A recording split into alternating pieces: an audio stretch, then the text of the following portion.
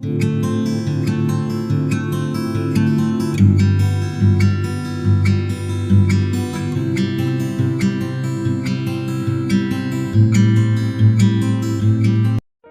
बार फिर से आप सभी का स्वागत है। हम अध्ययन कर रहे हैं भजन संहिता की पुस्तक का और अब समय है कि हम उसके 66वें अध्याय से आगे का अध्ययन करें। मेरे प्यारे भाई बहनों, 66वां अध्याय और ये 67वां अध्याय, ये दोनों ही अध्याय धन्यवादी की भेंटें और स्तुति के गीत हैं और इन दोनों ही अध्यायों के जो लेखक हैं उनके विषय में हम नहीं जानते। संभवतः ये जो प्रधान बजाने वाले हैं उनमें से किसी ने ये लिखे हैं और इजरायली लोग परमेश्वर को धन्यवादी की भेंटें चढ़ाने के लिए और उसकी स्तुति, महिमा और प्रशंसा के लिए इन गीतों को कांग्रीगेशन में यानी कि कलीसियाई रूप में मिल करके गाया करते थे और व्यक्तिगत रूप से भी इन्हें गाया करते थे। तो मेरे प्यारे भाई बहनों, यहाँ इस 66वें अध्याय को हम दो पार्ट में डिवाइड करते हैं।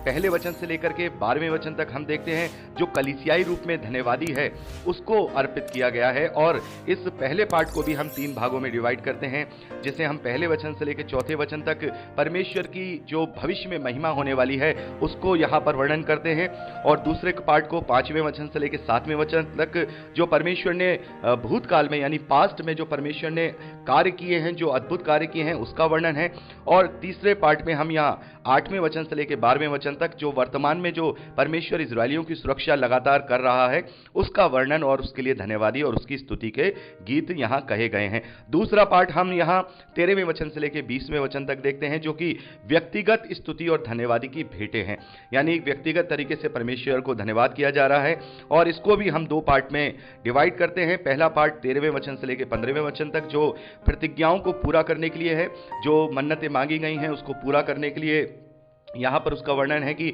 परमेश्वर के लिए सारी मन्नतों को पूरा करो, उसके लिए सारी भेंटों को चढ़ाओ और लास्ट में यहाँ 16वें वचन से लेकर 20वें वचन तक जो परमेश्वर ने प्रार्थनाओं के जवाब दिए हैं उसके लिए धन्यवादी और उसके स्तुति के गीत हैं। तो मेरे प्यारे भाई बहनों, इस प्रकार से हम इन्हें डिवाइड करते हैं।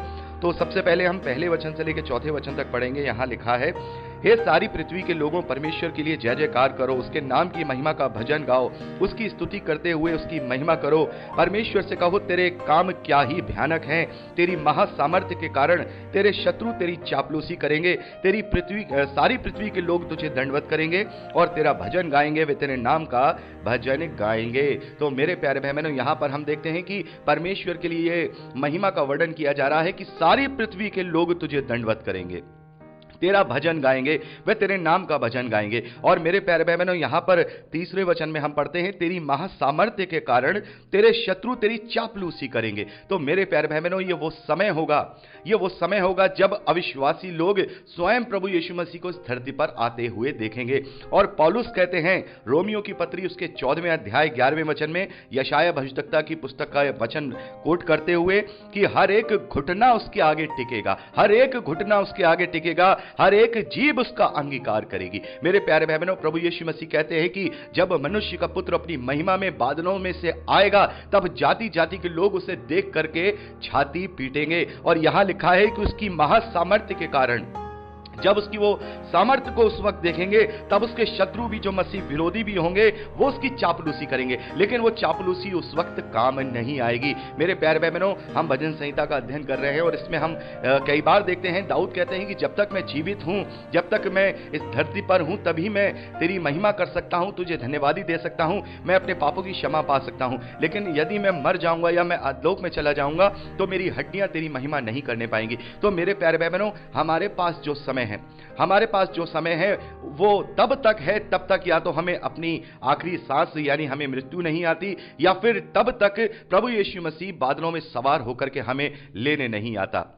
मेरे प्यारे भाई बहनों, उससे पहले पहले ही हम अपना अंगीकार कर सकते हैं, उससे पहले पहले ही अपने पापों का हम अंगीकार कर सकते हैं, प्रायश्चित कर सकते हैं, प्रभु पर विश्वास कर सकते हैं। उसके बाद फिर कोई चापलूसी काम नहीं आएगी, उसके बाद कोई घुटना टेकना काम नहीं आएगा, उसके बाद कोई जीभ से अंगीकार करना काम नहीं आएगा। लेकिन यह होना है जाति जाति के लोग जब उसे देखेंगे तो छाती पीटेंगे और वो रोएंगे और कहेंगे कि हम तो सोचते थे ये सब गलत है, हम तो ये सोचते थे ये सब झूठ है, लेकिन यहां तो अब हम उससे आता हुआ देख रहे हैं। अब हमें इसके प्रकोप से हमें कौन बचाएगा, इसके न्याय से हमें कौन बचाएगा, इसकी आग से हमें कौन बचाएगा। तो मेरे प्यारे भाई बहनों, भविष्य में ये परमेश्वर की महिमा होने वाली है। हम लगातार इस बात के लिए प्रार्थना करते हैं कि हे हमारे पिता, तेरा नाम पवित्र माना जाए, तेरा राज्य आए, तेरा राज्य आए और उसका राज्य आने पर है, अब समयों का प्रबंध पूरा होने पर है। मेरे प्यारे भाई बहनों, हमने इफिसियों की पत्री में इस बात का अच्छे से अध्ययन किया है कि परमेश्वर का 7000 साल का प्लान इस धरती के लिए, मनुष्यों के लिए क्या है, और उसमें से जो 6000 साल हैं वो लगभग पूरे हो चुके हैं। अब उस 1000वें साल का यानी 7वें 1000वें साल का समय निकट है, जब प्रभु यीशु मसीह अपनी पूरी महिमा में इस धरती पर अपने लोगों के साथ राज्य करेगा, 1000 साल तक का राज्य करेगा। तो मेरे प्यारे भाई बहनों, अब वो समय निकट है कि ये भविष्यवाणियां पूरी होंगी कि हर एक घुटना उसके आगे टिकेगा, हर एक जीव उसका अंगीकार करेगी और लोग उससे देख करके दंडवत करेंगे। तो मेरे प्यारे भाई बहनों, उस समय से पहले या अपनी आखिरी सांस से पहले हमें अंगीकार करना होगा। आगे हम 5वें वचन से लेकर के 7वें वचन तक देखते हैं। परमेश्वर के भूतकाल में किए गए कार्यों का यहां पर वर्णन है। यहां लिखा है कि आओ परमेश्वर के कामों को देखो, वह अपने कार्यों के कारण मनुष्यों को भय योग्य देख पड़ता है। उसने समुद्र को सूखी भूमि कर डाला, वह महानद में से पांव उतरे, वहां हम उसके कारण आनंदित हुए। मेरे प्यारे भाई बहनों, हम देखते हैं कि पूर्व में यहां इजरायली लोग आपस में इस बात को कह रहे हैं कि याद करो परमेश्वर के वो भयानक काम जब उसने लाल सागर को 2 भागे कर दिया था, याद करो परमेश्वर के उन भयानक कामों को जब यर्दन को उसने रोके रखा था और जो इजरायली थे उसमें से पार हो गए थे। तो मेरे प्यारे भाई बहनों, हमें उसके इन कार्यों को स्मरण करके हमें अपने आप को चेताना है कि देखो उसके जो पूर्व में उसने कार्य किए थे वो किस प्रकार के उसके भयानक कार्य थे, जो अपने पराक्रम से सर्वदा प्रभुता करता है और अपनी आंखों से जाति जाति को ताकता है, हठीले अपने सर ना उठाएं। तो मेरे प्यारे भाई बहनों, यहां हम देखते हैं कि भूतकाल के कार्यों का वर्णन यहां इस गीत में धन्यवादी के साथ, उसकी स्तुति के साथ परमेश्वर के लिए यहां कहे जा रहे हैं।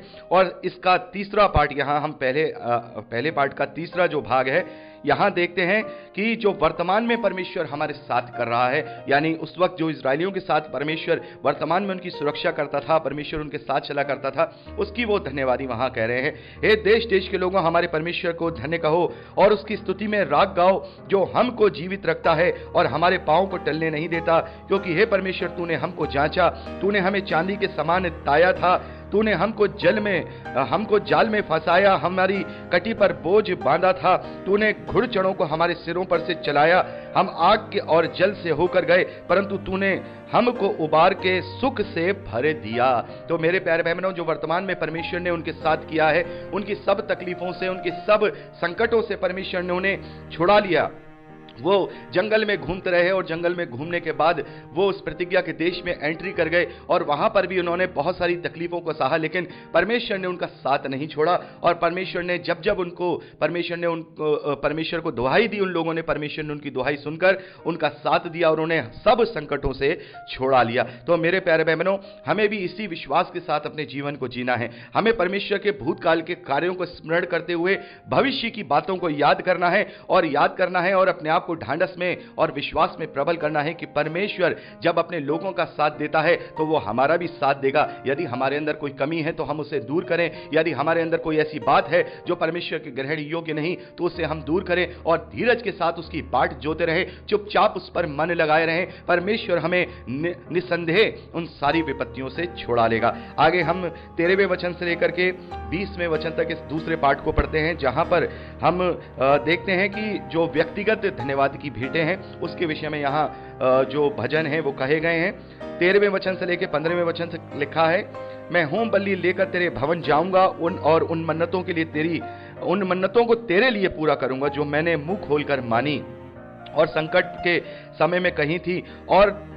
और मैं तुझे मोटे पशुओं की होम बलि, भेड़ों की चर्बी की धूप समेत चढ़ाऊंगा, मैं बकरों समेत बैल चढ़ाऊंगा। तो मेरे प्यारे भाई बहनों, यहाँ पर हम देखते हैं कि परमेश्वर की धन्यवादी के लिए यहाँ जो परमेश्वर ने अद्भुत कार्य किए हैं और जो उन लोगों ने मन्नतें मांगी हैं उनको पूरा करने के लिए अब यहाँ पर बातें की जा रही हैं कि जो मैंने कहा था वो अब मैं पूरा करूंगा। तो मेरे प्यारे भाई बहनों, अब तो हमारे लिए कोई भी ऐसा कार्य बाकी नहीं रहा कि हम इस प्रकार के कोई मन्नतें मांगे या फिर हम उन बातों को पूरा करें। लेकिन कई बार हम फिर भी मन्नतें मांगते हैं परमेश्वर से। हम कहते हैं कि परमेश्वर हमारे जीवन में ऐसा हो और यदि हमारे जीवन में ऐसा होगा तो हम इस प्रकार का कार्य करेंगे। लेकिन मेरे प्यारे भाई बहनों, जब वो कार्य हमारे जीवन में हो जाते हैं तो हम उन बातों को भूल जाते हैं।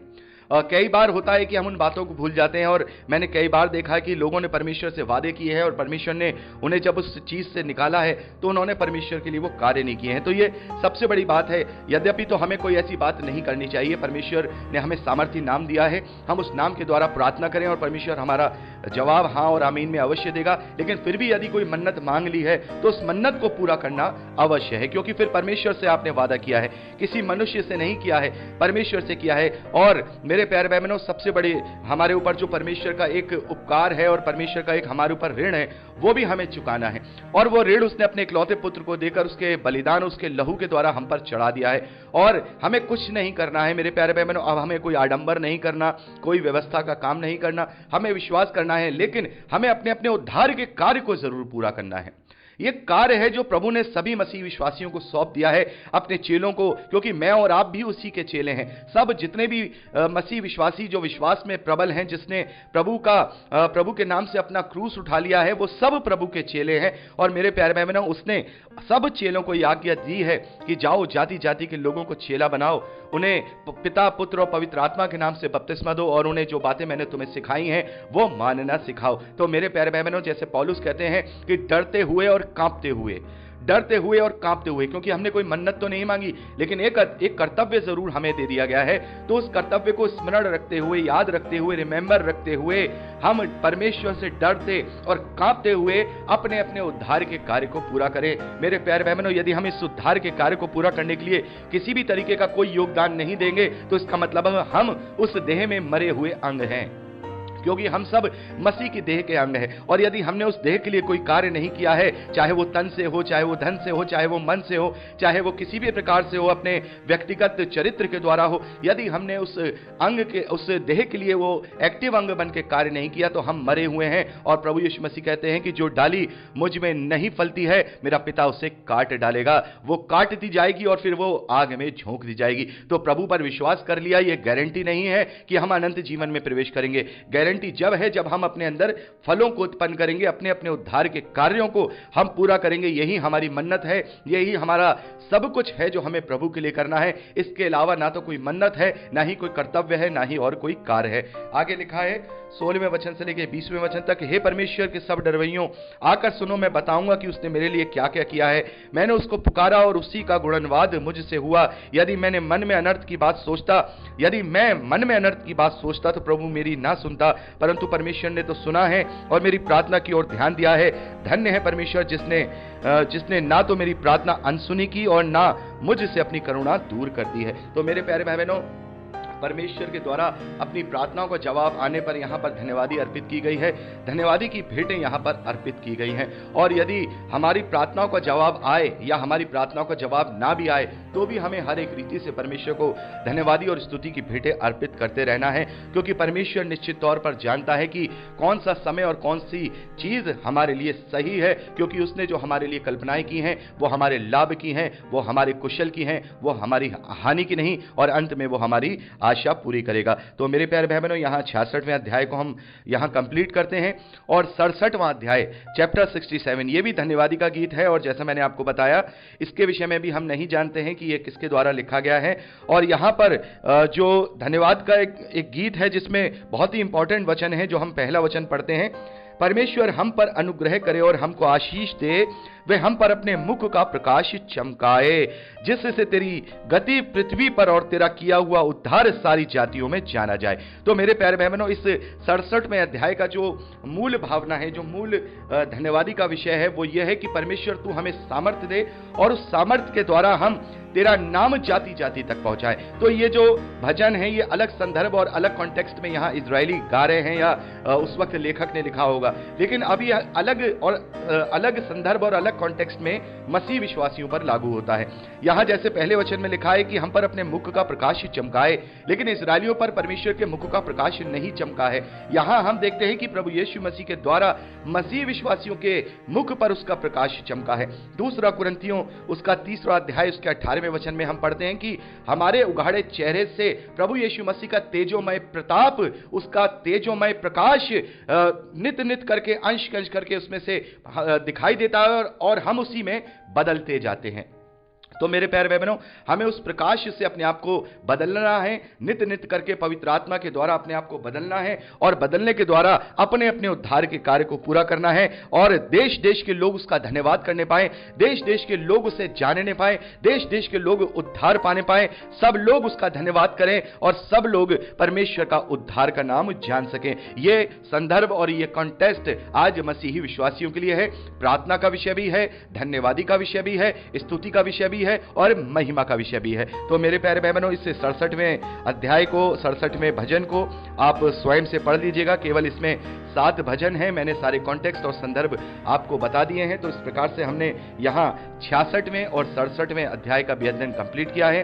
अब हम 68वें अध्याय से आगे का अध्ययन अगली रिकॉर्डिंग में करेंगे। प्रभु आपको आशीष दे।